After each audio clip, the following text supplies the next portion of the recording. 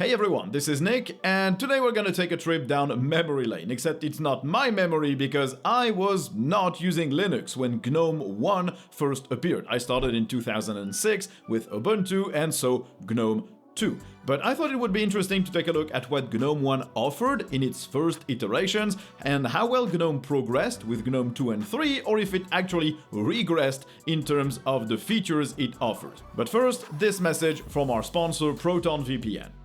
You likely all know about Proton. They offer you an all-in-one, end-to-end and zero-access encrypted suite of privacy-focused tools. So you have your email client, your contacts, your calendars, your storage space, your password manager, and also your VPN. One use case that is often mentioned for VPN is when you're using a public Wi-Fi network, thinking that if you're using a public network, everyone will see what you're doing. But that's actually a misconception, because most of the websites that we access today, if not all of them, are using HTTPS, meaning your connection between the web browser and the website you're trying to access is encrypted. Where Proton VPN is useful when using a public network is to prevent the owner of the network from actually seeing what you accessed and what request your web browser made. Because yes, the owner of a public Wi-Fi network could have logs on what people accessed and looked at using their own network, and they could potentially sell that browsing data to various advertisers. So using Proton VPN will protect your privacy when on a public Wi-Fi network. And since Proton VPN doesn't keep any logs of what you visit, you can rest assured that no one knows what you're doing on any of the networks you access. Proton VPN is accessible on all the devices you might want, including Linux, but also iOS, Android, Windows, macOS, you name it, and you can just connect to any server in one click for free because your Proton account is free. You can also have a bunch more features, faster VPN speeds, and access to more servers around the world with a premium plan, which is what I use personally. So as always, the link is in the description. Check it out to know more about Proton VPN. So let's start with what GNOME 1 offered back in the day. I managed to run this thanks to a channel's viewer. He sent me an image, a pre-built image that you can just unzip and run using GNOME boxes. It's an old Red Hat session that is pre-configured with GNOME. I think it's 1.4. You'll have to forgive me for the zoomed-in resolution because, well, this is a very old Red Hat version. It uses X386, not X11, and the x.org config file, or xf86 config file, has to be edited manually or with a command line tool that I just do not remember how to use to change the resolution. There is no way to change the display resolution straight from the session here. I could not find it, and I don't think it exists because, well, back in the day on Linux, you just could not do that really. If there's one giant leap the Linux desktop made is that you don't need to manually edit the X11 config file anymore to get to your monitor resolution, refresh rate, and everything related to that. So here is your basic desktop. The first thing you notice is that yes, desktop icons were a thing on the first version of GNOME. They are no longer a thing on current GNOME without an extension, but it used to exist throughout GNOME 1 and GNOME 2, and so here you have it. So you have a shell that is very reminiscent of Windows 98 with a main menu with the old GNOME foot logo, which, yeah, I'm glad they tidied that up. You've got that start menu that will look like what you've known if you've ever used an older version of Windows. You've got some app shortcuts, you've got a taskbar here with every single window that is open, and you've got something that Windows did not have at the time but Linux already did, which is virtual desktops, plus a little desk clock, but it doesn't really do anything. You can't open it or look at a calendar here.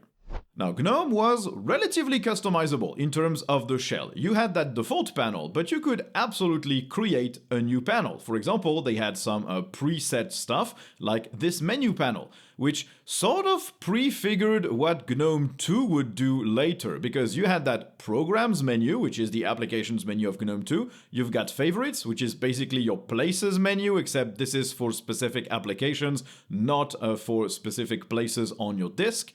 You got the Settings menu, which is something you'll find in GNOME as well, with preferences and administration settings, and you've got the Desktop menu that lets you exit. Now this was entirely editable. You could edit the menus that were displayed in here. meaning you could just expand and switch stuff to other menus. If you wanted something else, you could do that. You could create a new item, a new submenu, you could delete elements, and you could change which applications go where. Now, it doesn't let you edit these menus specifically, but it does let you change which categories host what, which is kind of cool. Now, you could also create empty panels if you preferred. For example, this edge panel here, which you can configure and add applets to. So I could add, for example, the good old eyes thing, which follows your cursor around. This has disappeared in recent versions of GNOME. I'm sure someone managed to recreate it if they wanted. I never understood what use it served, but it's kind of funny. Now, on your desktop itself, there wasn't much you could do. There was no option to create a new file straight to the desktop, for example. You could just open a new file browser window, or you could create a new folder or open a new terminal window, which is a handy shortcut to have. You can obviously change the wallpaper. By default, they didn't provide any in this distribution, so no way to change that except changing a primary color. I'm gonna leave that because it's neutral enough. Now, applets also had configuration options, so by default it is a global main menu, which also includes options for logging in or out, but the normal menu option was just basically your applications and system features, but you did not have all the logout and stuff. So you had a bit of customization, including the icon, which kind of is horrible right now, so we could do something else, except the icon themes of the day were, well, Windows-like, meaning they just did not look too good. But you do have, interestingly, a SUSE icon here, even though I'm running Red Hat, so that's kind of fun, and it's also very low resolution and very derpy. You also had a lot of options to either make the task list follow the panel size, or you could make it way bigger or way smaller, make it dynamic. It just was very configurable back in the day. Now, already we can see that GNOME 1 had a bunch of options to configure how it looked or worked compared to GNOME 3. The GNOME 3 shell is kind of this immutable thing. By default, without extensions, you can't really change anything about how it works. You can't change the grid size for the app list, you can't change the dock at the bottom and where it appears and what it displays, you can't change the activities view. So yeah, GNOME 1 had more features for the desktop shell than GNOME 3 has. GNOME 2 had a bunch of that same stuff and configuration, but GNOME 3 really did away with all of this. Now let's look at the file manager. This is Nautilus. Yes, the same Nautilus that you use today, except the codebase probably has very little in common nowadays, but it was Nautilus already. It does look like the Nautilus you might have used in GNOME 2 though. It's sort of the same kind of layout. So first you had options. Yes, this is a recurring theme. GNOME 1 had a bunch of options. So you could switch obviously from icon view, list view, but you also could change the font for this icon view. You could change the font size. You could use a tighter layout, which groups icons much closer than they are by default. You have the default zoom levels for every single view mode. You also had some appearance stuff. You had Nautilus themes, which made the icons change. Instead of having icon themes for the entire desktop, you had basically folder themes, which I must admit, this one doesn't look too bad. You could also decide to have a spatial file manager, meaning that every file or folder would open in its own window, which is how macOS did things back in the day. Every time you opened a new folder, it opened a new window which remembered its own place on the desktop. And you also had a bunch of panels here. If I go, for example, into intermediate mode, I have a tree view, something that lets you navigate the entire tree, which Nautilus doesn't have anymore as far as I can tell.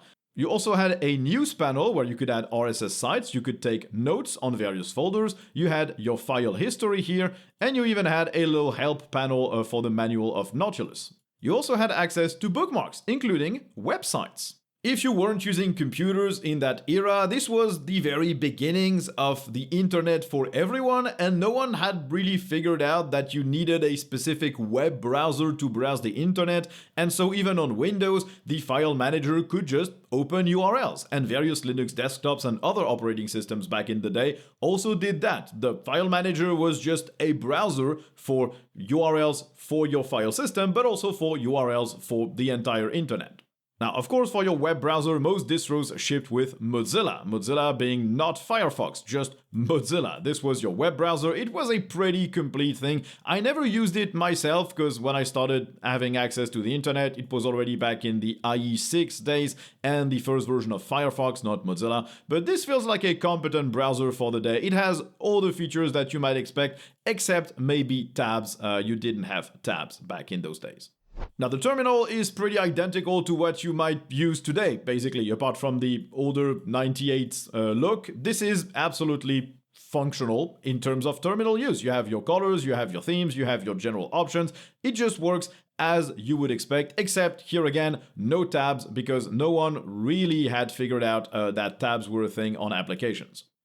Now, something that you might have noticed already is that applications do not remember their size or position by default. So if I put my calendar here like that and I close it, if I reopen it, it's gonna be small and in the top left corner. This is related to the window manager settings, which fortunately, you can change. Here it is the Sawfish window manager, which I'm not sure still exists today, but you had plenty of options to change how it looked. So you had themes, for example, this is the cool clean style, but I could change that to brushed metal, or I could change that to micro GUI.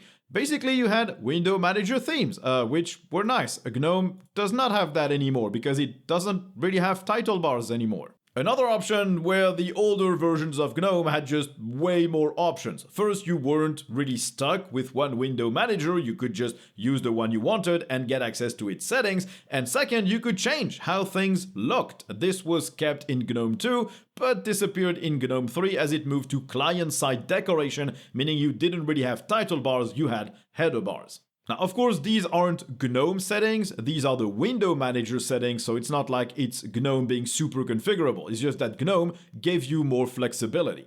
Now, you also had options for minimizing and maximizing, which the terminology wasn't really set in GNOME back in the day, because here it calls it minimizing, but it's here calling it iconifying. So this might be a Sawfish specific thing, but yeah, terminology was weird. Iconifying meant basically minimizing. Now look at all these options that you had in that window manager. You could really change a bunch of things. Even the tooltips were configurable for your window frames. Now still, that is a lot more flexibility than what GNOME currently offers. This is the amount of flexibility that you'll find on something like XFCE, or maybe Mate, or maybe KDE. But GNOME has lost a lot of that configurability, and honestly, if you started using GNOME with the first version all the way through GNOME 3, you might be really disappointed in the direction it went.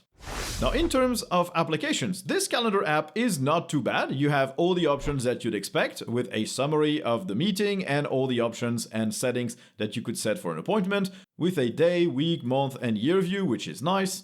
You had a full-blown contacts manager, or an address book as it was called back in the day, which is something GNOME does not have anymore in its core app selection. GNOME Contacts is no longer part of the core GNOME apps, even though I'm sure you can still install it outside of that. You also had the venerable gedit, or gedit as I called it when I started using GNOME. This is no longer part of the core GNOME apps. It has been replaced by GNOME Text Editor, and it was a pretty featureful text editor as well. It's not like a Word equivalent, Microsoft Word, but it is definitely a WordPad competitor, and it absolutely has all you can expect, including some plugins. You had the Bug Buddy reporting. You had the Bug Buddy reporting tool with an adorable icon up here, which did report bugs directly to GNOME. I think you still have this feature hidden away somewhere in various applications, but I'm not sure you still have that for the entire GNOME shell. And you had all your basic utilities like the calculator, the character map, a color browser, something to handle floppy disks, because obviously this was a format that was used a lot back in the day. And if you don't know what floppy disks are because you were too young or weren't even born when these were used, well, just look at any save button and the icon on it. This is a floppy. Interestingly, you also had a file search tool. Nowadays in GNOME you use the activities view to search for files, or you use the file manager. But back in the day, those search tools were really common, and you can still find them on certain desktop environments. I think XFCE has one by default. Now, of course, at the time, the file manager did not have any search functionality. Web search, yes, but not file search, and so this was used as a separate utility because it was viewed as a separate task. Which is interesting as a paradigm shift, because you used to have a bunch of utilities that supplemented what the default applications did. A file browser was just here to browse files, but now it's turned into a file manager, which also lets you search for stuff, and so you wouldn't really think of using a separate search utility. Now, interestingly, Red Hat came with the GIMP, but it didn't really have the GIMP pre-installed. You had to install it. It was not pre-packaged or pre-installed. You had to do the installation yourself and set things up yourself, which is kind of interesting. And yes, the GIMP back in the day was made out of multiple floating panels, which on these resolutions really did not work well as an interface. Fortunately, they moved all those docks inside the main window now. But yeah, back in the day, you had to contend with floating stuff that you could arrange. It was practical if you had a big monitor, but at these resolutions, it was just a pain. Now, as per the main settings, you had a lot of those. If you look at the preferences for the GNOME system, you had your desktop settings, including the wallpaper here that we already looked at, but also the general panel settings with the animations that you could enable, the style of the buttons and the launchers. You had the various objects and how you could configure them. You could configure the menu using large icons for a bit of a easier navigation than the default one. You had plenty of options to tweak those things. And of course you had the themes, because yes, GNOME had the themes back in the day. So basic, be cool, blue and gray, all the cool stuff. The cheese theme if you wanted you to have a magnificent roll of cheese as your computer. Now, of course, you can still theme GNOME, but they don't really actively encourage that. They don't give you the tools by default to theme your GNOME desktop. You have to go look at GNOME tweaks and download themes and apply a bunch of workarounds for libadwaita applications, change the CSS style sheet, apply that to GTK3 applications as well with another theme, and theme the applications from yet another toolkit, which you also had to do back in the day. You had to theme every toolkit individually, but if you used GTK apps, you had the theme settings right baked in, and that was cool. And of course, you had a way to change between various window managers that you installed. So you could, for example, have multiple ones, add new ones, because you could just go fetch them wherever you installed them, and there you went. You had even access to the configuration tools for those window managers directly, which I think is really cool. It's a nice way to handle those things, and I don't think any desktop really has that baked in. You can replace, nowadays, the window manager for certain desktop environments, but you don't really have that functionality built in to switch between them. You just have to configure them and make them the default. Now, of course, today it all looks really bad and dated, but at the time I used Windows 98, and honestly, if you had given me GNOME 1 instead, I probably wouldn't really have been able to tell much of a difference in terms of how it looked. I wouldn't have thought that this was absolute garbage. Now, what is interesting, I think, is that GNOME really regressed in terms of the customization options that you have and the features that you have inside of applications.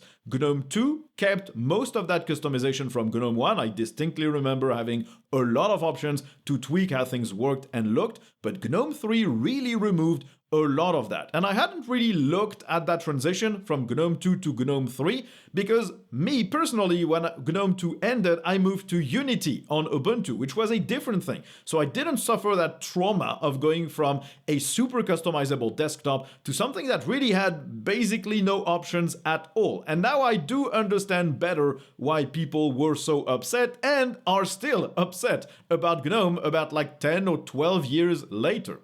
Anyway, this will conclude this video. I hope you enjoyed looking at what GNOME 1 did. If you have other images for me to test with KD1, KD2 or older desktop environments, don't hesitate to send them. You have the YouTube channel's email address somewhere on the channel's page. Send them through email because YouTube will very likely block all the links or anything else, and I'll give them a shot. Just like you should give a shot to our sponsor, Tuxedo Computers. They make laptops and desktops that ship with Linux pre-installed. They are based in Germany, but they ship to most countries in the world, and they have a big range of devices that will cover basically every need and every price point. I only use their devices these days. Everything I do for this channel, for my podcast, for my other channel, is done on one of their computers running their distro, Tuxedo OS.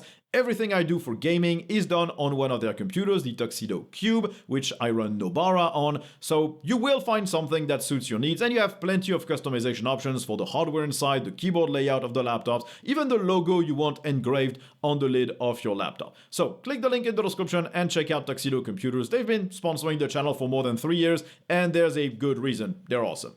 Anyway, thank you all for watching. You know where all the YouTube buttons are and why you should click them, so I won't bother you with that. And if you want to support the channel, there are plenty of links in the description just as well. So thanks for watching, and I guess you'll see me in the next one. Bye!